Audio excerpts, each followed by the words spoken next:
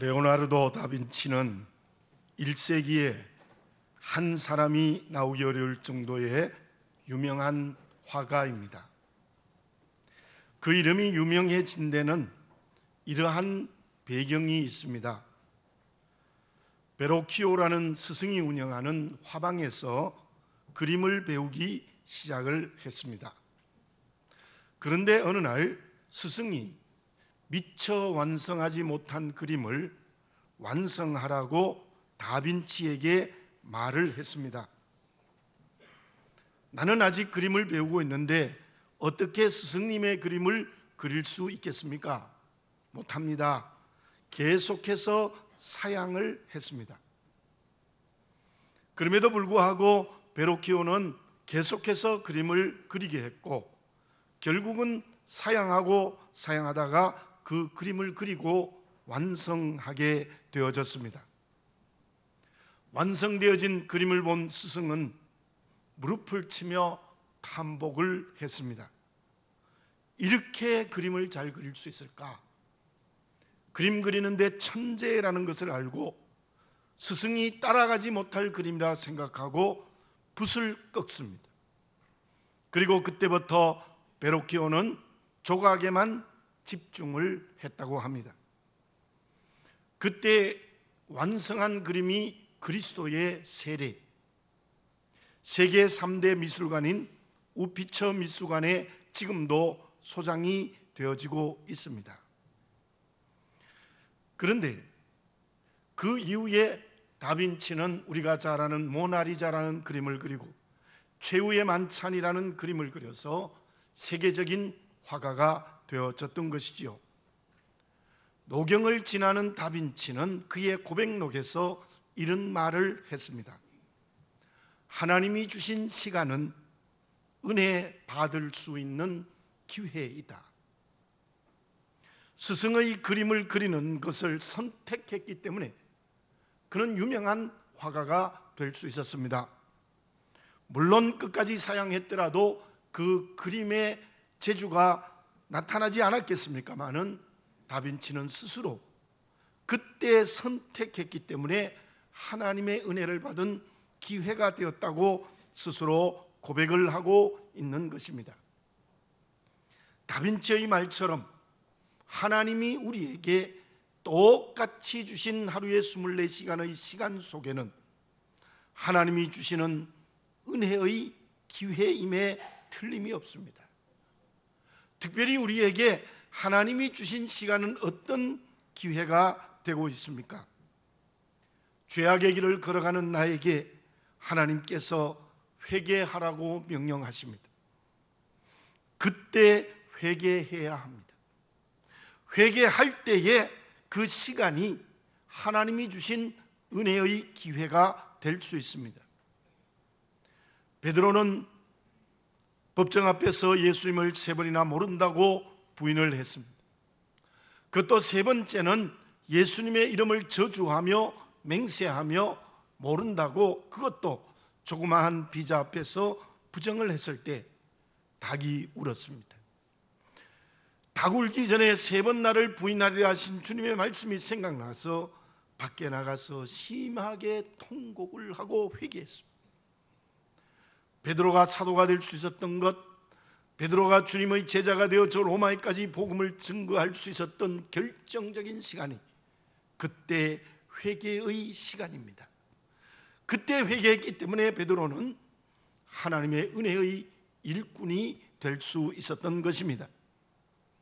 그러나 회개의 기회를 주었지만 회개하지 않았던 아간이나 가룟 유다와 같은 사람은 그 주신 시간을 은혜의 기회로 삼아 회개하지 못했기 때문에 그들은 모두가 다 영원한 멸망의 길에 떨어질 수밖에 없었습니다. 그런데 또 다른 은혜의 기회를 주시는 시간이 있습니다. 다시 한번 엘리야를 묵상해 봅시다. 이세벨의 칼날이 두려워서 로뎀나무 아래로 가서 죽기를 원했을 때 하나님은 그 시간에 어떻게 하셨습니까? 야단치셨습니까? 책망했습니까? 너는 저 갈멜산 전투의 승리를 잊어버렸느냐고 강하게 책망했습니까? 아닙니다. 하나님은 그때 엘리야의 전 인격을 어루만지셨습니다. 위로하셨습니다. 보리떡과 물을 주시면서 여러 번 계속해서 그를 위로했습니다. 그리고 이렇게 말씀하셨습니다. 일어나라, 내가 내 길을 이기지 못할까 함이라. 엘리야는 그때 그 위로의 음성을 듣고 다시 교만하여 잘난 척했지만, 그러나 결국 그 위로의 음성으로 철저하게 회개하고 새로워져서 끝까지 주님이 주신 사명을 감당했다는 것입니다. 사랑하는 교우 여러분들, 저를 포함해서 하나님이 우리에게 회개하라는 시간에도 회개하는 것이 은혜의 시간의 기회를 놓치지 않는 겁니다. 뿐만 아니라 하나님이 나를 어루만지면서 위로하실 때가 있습니다. 그럼에도 불구하고 하나님, 나 돼 보십시오, 내가 그렇게 살 수 있을 것 같습니까? 라고 반항하면 은혜의 기회를 놓치고 맙니다. 하나님이 위로하실 때, 아버지로서 어머니와 같은 손길로 우리를 위로하실 때 자녀된 누들이 그 위로를 받을 수 있는 순종의 그릇이 될 때에 우리는 하나님의 은혜를 받을 수 있는 기회가 된다는 것을 잊지 말아야 될 것입니다. 하나님은 오늘도 아버지로서 나를 위로하고 계십니다. 하나님은 아버지로서 오늘도 성암교회를 위로하고 계십니다. 어떤 환경과 관계에 있든지 그 위로의 음성을 순종하는 그릇이 되시기를 바라겠습니다. 그때 우리는 아버지의 자녀로서 은혜 받는 그릇이 될 수 있습니다. 그러면 하나님 아버지께서 자녀된 우리를 위로하시는 이유는 무엇입니까? 왜 위로의 말씀을 우리에게 주시고, 그리고 위로받으면 은혜의 기회를 허락해 주시는 것입니까? 오늘 읽은 본문의 말씀 속에 위로라는 말이 여러 번 겹쳐 나옵니다. 고린도 후서가 시작되어지면서 위로라는 말을 세어보니까 10번이나 몇 절 속에 반복해서 나타나고 있습니다. 왜 바울이 고린도 후서를 쓰면서 이렇게 하나님의 위로라는 말씀으로 시작하고 있습니까? 고린도 교회는 바울이 개척한 교회 중에서 어쩌면 가장 성공한 교회입니다. 브리스길라와 아굴라와 함께 장막을 지으면서 고린도 교회를 개척했는데 대성공을 이루었습니다. 바울이 개척한 교회 중에 에베소 교회와 함께 대형 교회, 큰 교회가 되어졌습니다. 그런데 그 고린도 교회가 많은 문제를 안고 있었습니다. 4개의 파벌이 생겨서 바울파, 게바파, 아볼로파, 그리스도파라고 피투성이가 되어서 교회 안에 싸우고 있었고, 그리고 은사 문제로 서로 다투어서 방언이 최고네, 예언이 최고네, 그리고 병 고치는 은사가 최고로 저마다 은사를 자랑하는 문제를 안고 있었습니다. 뿐만이 아니라 우상의 제물을 먹느냐 안 먹느냐, 머리에 수건을 쓰느냐 안 쓰느냐의 문제를 가지고 계속해서 다투었습니다. 그리고 또 하나 결정적인 문제는 고린도 교회 안에 있는 유대 그리스도인 아마 게바파였을 것입니다. 그들은 바울을 죽이겠다고 암살할 계획을 세웠습니다. 그 이유는 아마 할례로 구원이 없다는 것을 바울이 강력하게 주장했기 때문일 것입니다. 그 모든 상황을 알고 바울은 고린도 교인들에게 회개케 하기 위하여 고린도 전서를 썼습니다. 그런데 고린도 전서를 받은 고린도 교회가 미동도 하지 않습니다. 전혀 회개하지 않아요. 그때 그 소식을 들은 바울이 비장한 마음으로 또 하나의 편지를 쓰는데, 그 편지가 눈물의 편지입니다. 한 장을 넘겨서 2장 4절을 제가 봉독해 드리겠습니다. 내가 마음에 큰 눌림과 걱정이 있어 많은 눈물로 너희에게 썼노니 이는 너희로 근심하게 하려는 것이 아니요 오직 내가 너희를 향하여 넘치는 사랑이 있음을 너희로 알게 하려 함이라. 이 고린도전서와 고린도후서 사이에 눈물로 쓴 편지가 있습니다.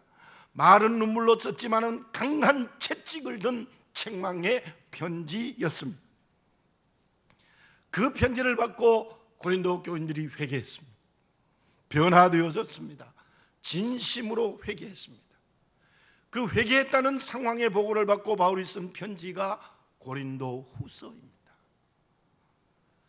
고린도 전서와는 사뭇 분위기가 다릅니다.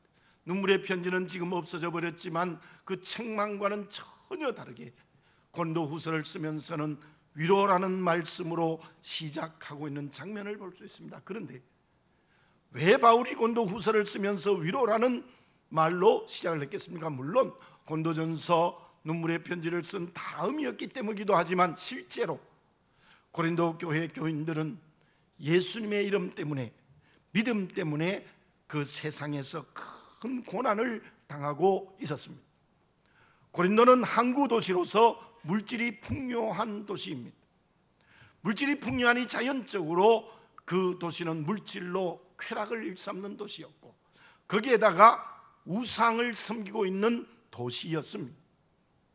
물질 만능으로 쾌락의 만세를 부르고 우상을 섬기는 도시에서 예수님 믿고 살아간다는 것, 믿음으로 살아간다는 건 매우 어렵습니다. 그래서 고린도 교인들은 세상에서 믿음 때문에, 예수의 이름 때문에 고난을 당하고 환난을 당하고 있었습니다. 그래서 바울이 고린도 후서를 쓰면서 제일 첫머리에 너희 믿음 때문에 생기는 고난 여호와 하나님께서 위로하고 계신다는 말씀을 계속하고 있습니다. 4절에 보면 우리의 모든 환난 중에서 우리를 위로하사 우리로 하여금 하나님께 받는 위로로서 모든 환난 중에 있는 자들을 능히 위로하게 하시는 이시로다. 주님의 이름 때문에 환난 당하는 너희를 하나님이 능히 위로하고 계신다. 5절에 보면 그리스도의 고난이 우리에게 넘친 것 같이 우리가 받는 위로도 그리스도로 말미암아 넘치는도다. 하나님이 주님의 이름 때문에 받는 고난에 넘치는 위로를 너희들에게 하고 있다. 그러면서 6절에서는 바울 자신의 고백을 하면서 위로하고 있습니다. 우리가 환난 당하는 것도 너희가 위로와 구원을 받게 하려는 것이요 우리가 위로를 받는 것도 너희가 위로를 받게 하려는 것이니 이 위로가 너희 속에 역사하여 우리가 받는 것 같은 고난을 너희도 견디게 하느니라. 내가 이렇게 환난을 당하였지만 하나님이 위로하신 것처럼 너희들이 주님의 이름 때문에 당하는 고난과 환난에 하나님이 위로하고 계시는데, 그 위로하는 이유가 무엇인가 하면 그 고난을 견디게 하기 때문이다. 그 고난을 감당할 수 있게 하기 위함이다. 더 나아가서 그 고난을 넘어서게 하시는 하나님의 위로가 있다라고 말씀하고 있습니다. 우리가 어떻게 하면 하나님의 주시는 위로를 은혜의 기회로 받을 수 있겠습니까? 그것은, 위로의 말씀에 순종하는 것은 하나님의 위로의 말씀을 통하여서 지금 당하는 고난을 감당해야 됩니다. 지금 당하는 고난을 견뎌야 합니다. 지금 당하는 고난을 이겨야 합니다. 지금 당하는 고난을 넘어설 때에 저와 여러분들은 위로의 음성을 순종하게 되는 것입니다. 그런데 이 바울의 권면을 전체적으로 느껴보면 왜 고난을 견디고 왜 고난을 넘어서고 왜 고난을 이겨야 하느냐의 중요한 말씀은 그 고난 속에 하나님의 뜻이 있기 때문입니다. 제가 2주일에 한 번 월요일에 예배를 드리는 서초 어르신 요양원에 얼마 전에 안전사고가 생겼습니다. 84세의 할머니가 저녁 식사 시간에 식당에서 순대를 먹다가 그 순대가 기도를 막아 생명을 잃었습니다. 원장님이 계속해서 경찰 조사를 받습니다. 한 번이 아니라 수차례 경찰 조사를 받습니다. 자기의 실수, 우리 이 조리사의 실수를 인정했지만 그러나 계속되는 경찰 조사에 지난 월요일에 원장님을 만났더니 얼굴이 검게 되어졌어요. 굉장히 밝은 모습의 원장님이셨는데 그 얼굴이 검어졌습니다. 그리고 저에게 이런 말씀하셨습니다. 목사님, 너무 힘듭니다. 잠도 오지 않고 밥도 먹을 수 없고 사람이 다 밉고 사람 속에 가기도 싫습니다. 제가 보기에 이미 깊은 우울증이 시작된 것 같아요. 제가 이렇게 고민을 했습니다. 그분은 캐톨릭 신앙을 가진 분이지만 이 고난 속에 하나님의 뜻이 있을 겁니다. 원장님은 그 한 사건에 매이면 안 됩니다. 어르신이 200명이 있고 거기에 수많은 요양사와 직원들이 있는데 그들을 돌보지 않고 그 한 사건에 얽매이시면 안 되면 하나님이 길을 열어주실 것입니다. 그러면서 제 간증을 했습니다. 저도 저보다는 심각하지는 않지만 이미 광장공포증도 있고 우울증도 시작된 것 같아요. 그래서 제가 간곡하게 말씀드리고 기도를 드려 주었습니다. 사랑하는 교우 여러분들, 내가 한 일이 아닌데 그 때문에 당하는 고난이 있습니다. 거기에다가 특별히 고린도 교회 교인들처럼 바울처럼 주님의 이름 때문에, 믿음 때문에 당하는 고난이 있습니다. 그 고난에는 하나님의 뜻이 있습니다. 믿으시기 바랍니다. 그 고난에는 하나님의 뜻이 있다는 것을 믿고 위로하시는 음성을 듣고 고난을 감당해야 됩니다. 고난을 이겨야 합니다. 고난을 넘어서야 합니다. 그 사람이 진짜 주님의 위로를 받는 사람이에요. 그 고난에 넘어지면 안 됩니다. 그 고난 때문에 절망의 수렁에 빠져서는 안 됩니다. 그 고난 때문에 하나님의 자녀된 신분을 잃어버리면 안 됩니다. 우리가 당하는 모든 고난, 죄 때문에 당하는 고난에도 하나님의 뜻이 있습니다. 그러므로 우리는 그 고난을 감당하고 넘어서고 이겨야 하는데, 그러기 위해서 우리에게 필요한 중요한 덕목이 있습니다. 7절에 보면 너희를 위한 우리의 소망이 견고함은 너희가 고난에 참여하는 자가 된 것 같이 위로에도 그할 줄 압니다. 바울은 여기에서 견고한 소망이 있다 그랬습니다. 우리는 하나님을 믿는 사람입니다. 어떤 하나님을 믿어요? 전능하신 하나님을 믿는 사람들입니다. 그러면 우리가 고난을 감당하고 견디기 위하여 그것에 하나님의 뜻이 있어서 고난을 이기기 위해서는 어떻게 해야 하느냐? 견고한 소망이 있어야 합니다. 무엇입니까? 하나님이 내일 이 고난의 문제를 해결해 주실 수 있다는 전능한 손길에 대한 희망입니다. 더 나아가서 하나님께서 정말 주님의 이름 때문에 고난당하고 환난을 당하면 그 고난과 환난에 대해서는 저 천국에서 상급을 준비하고 있다는 희망과 소망입니다. 바울의 복음 증거의 길에 얼마나 큰 고난과 환난이 있었습니다. 그러나 그는 오늘 본문의 말씀에도 예시하듯이 이 고난 속에 구원의 역사가 일어나고 이 고난 속에 교회가 세워지는 역사가 일어난다는 소망을 붙들었습니다. 더 나아가서 바울은 디모데후서 4장 7절 8절에서 나를 위하여 의의 면류관이 예비되었다는 확실한 소망을 붙들고 있었습니다. 우리 아버지는 전능하신 하나님이십니다. 우리 모두가 다 하나님의 손을 굳게 붙드는 소망이 분명해져야 될 줄로 믿습니다. 그때 고난 속에 하나님의 뜻이 있다는 것을 알고 고난을 견디고 감당하고 넘어서고 이기는 그런 역사가 우리에게 이루어집니다. 그 사람이 하나님의 위로를 받는 사람이에요. 신명기 6장 11절에 이런 말씀이 있습니다. 내가 채우지 아니하는 아름다운 물질이 가득한 집을 얻게 하시며 내가 파지 아니하는 우물을 차지하게 하시며 내가 심지 아니하는 포도원과 감람나무를 차지하게 하사 내가 배불리 먹게 하실 때에, 하나님은요 짓지 않는 집도 주신다는 거예요. 하나님은 전능한 손으로 파지 않은 우물도 주실 수 있다는 거예요. 심지 아니하는 포도원과 감람나무의 열매를 먹게 해줄 수 있다는 겁니다. 그 하나님의 손을 붙드는 소망을 분명히 가지시고 고난을 감당하고 극복하고 넘어서고 이기는 우리 모두가 되어져야 될 줄로 믿습니다. 그 사람이 진정 하나님의 위로를 받는 사람이에요. 그러면 하나님의 위로의 말씀이 소망이 되어 고난을 감당하고 견디고 이기기 위하여 어떤 자세를 가져야 되겠습니까? 굿나르 위르달이 쓴 아시아의 드라마라는 책이 있습니다. 그 부제가 국빈론, 나라가 왜 가난하게 되느냐의 이론입니다. 그 책의 결론이 무엇인가 하면은 나라가 가난하게 되는 원인은 자원이나 자본의 부족이 아니라 제도와 태도 때문이다. 가난에서 벗어나기 위해서는 제도를 개혁하고 태도를 고쳐야 한다. 즉 생각의 변화, 의식의 변화가 일어나야 된다. 저는 그 책의 그 말을 들으면서 실감을 했어요. 필리핀이나 베트남에 가보면요, 자원이 너무 많아요. 기름도 나고 먹을 쌀도 많고 해산물도 많고 열매도 가득하고 온통 자원이 가득한데 가난해요. 우리나라는 국회는 많이 싸우기는 합니다만은 아무 자원이 없습니다.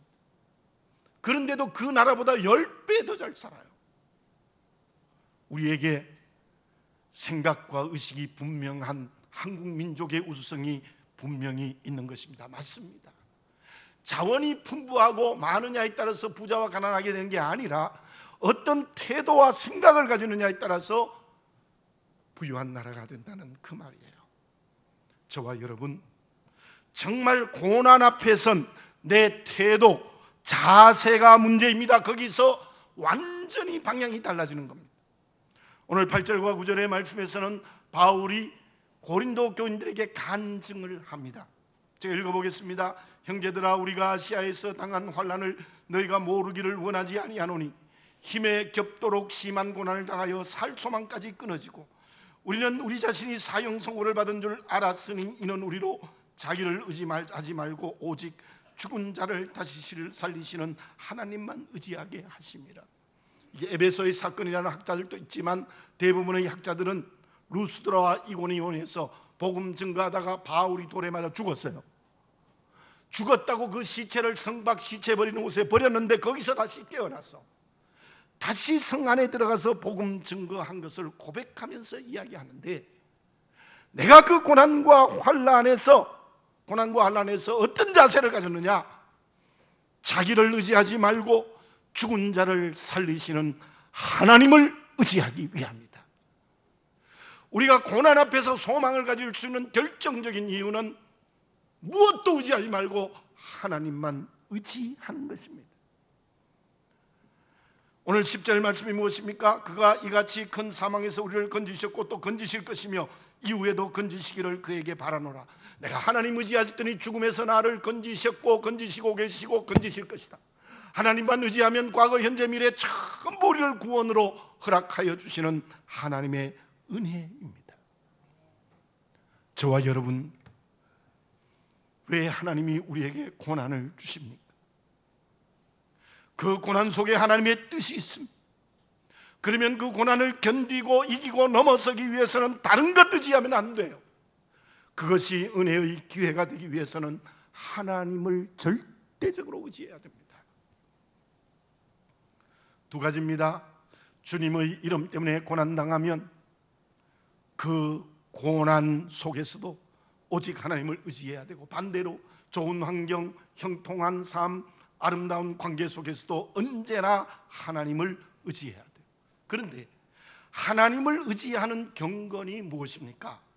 오늘 본문의 말씀 11절의 내용은 너희도 우리를 위하여 간구함으로 도우라, 중보기도 해달라는 것인데, 그 말은 하나님을 의지하는 경건이 기도입니다. 하나님을 의지하고 하나님의 손을 붙드는 경건이 기도입니다. 주님의 십자가 앞에 둔 겟세마네 동산의 기도를 다시 한번 묵상해 봅니다. 예수님은 땀이 핏방울이 되도록 기도했습니다. 할만하시거든 이 잔을 내게서 물러가게 하옵소서. 그러나 내 뜻대로 마옵시고 아버지의 뜻대로 하옵소서.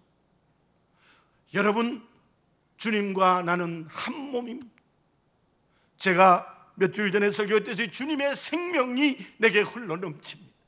주님의 생명이 내게 흘러넘친다면 주님처럼 기도하시기 바랍니다.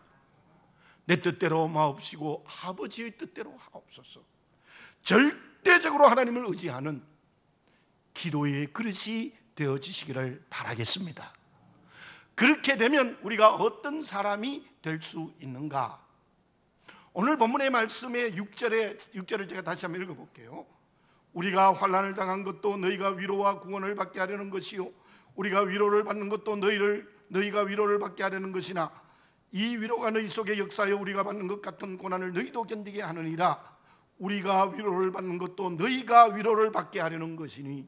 지금 바울은 하나님으로부터 위로를 받아서 복음 증거하고 교회를 세우고 구원의 열매를 맺었습니다. 그처럼 나도 너희를 위로한다. 사랑하는 교회 여러분들, 이번 새생명 축제는 위로받고 위로자가 되는 겁니다.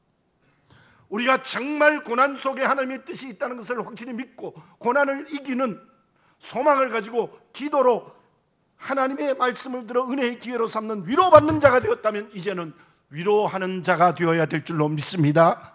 가족을 위하여 위로자가 되십시오. 교회의 약한 지체들을 위로하십시오. 우리의 이웃에게 위로하십시오. 고난당하는 이를 위로하십시오. 복음이 없는 자들에게 위로하십시오. 정말 우리가 위로자가 될 때 은혜의 기회를 넘어서는 하나님이 기뻐하시는 사명의 그릇이 되어지는 줄로 믿습니다. 요즘 저는 의도하지 않게 식사를 준비하는 일을 하게 되어졌습니다. 제가 언제 한번 그때도 말씀드렸습니다만 다시 한번 느껴지는 게 뭐냐 하면 음식 쓰레기는 빨리 버려야 한다라는 겁니다. 제가 많은 음식 쓰레기가 나오지 않는데 하루만 넘어서면 아무리 이렇게 막아놓고 뭐 위에 큰 그릇으로 눌러놔도 냄새가 솔솔솔솔 나요. 이틀 지나니까 아마 썩는 냄새가. 음식 쓰레기는 빨리 버려야 돼요. 그런데 필요한 것, 싱싱한 음식 재료는 어떻게 해야 돼요? 있어야 돼요. 그 없으면 우리가 밥을 해 먹을 수 없어요. 여러분, 위로받으시는 하나님의 은혜가 되기 위해서 소망, 기도, 그리고 하나님의 뜻이 있다는 것, 그래서 고난을 이기는 것은 든든히 가지시는 이 시간이 되시기를 바라겠습니다. 그러나 절망과 안 된다, 끝났다, 고난에 넘어지고 절망하는 그 모든 것은 빨리 버리시기를 바라겠습니다. 그 버리지 않으면 점점 더 나를 갉아먹어요. 점점 더 나를 강하게 붙드는 것입니다. 사랑하는 교회 여러분들, 우리 모두가 다 이번 새생명 축제에 하나님으로부터 위로를 받아서 고난을 이기고 더 나아가서 모든 우리의 이웃들에게 위로자가 되는 사명의 길을 걸어가는 우리 모두가 되어져야 될 줄로 믿습니다. 기도드리겠습니다. 사랑하는 아버지 하나님, 감사합니다. 연휴가 이어지는 이 주일 저희들 이곳에 나오게 하시고 하나님의 음성을 들었습니다. 하나님의 은혜의 기회로 주시는 위로의 시간에 위로받는 그릇이 되게 해 주시옵소서. 고난을 이기게 하여 주시옵소서. 그 능력으로 이제는 위로자가 되어 사람을 위로하고 사람을 생명으로 이끌고 더 나아가서 사람을 전도하여 구원하는 역사가 일어나게 하여 주시옵소서. 말씀 앞에 위로받고 말씀으로 위로하는 저희들이 되게 해 주시옵소서. 예수님의 이름으로 기도드립니다. 아멘.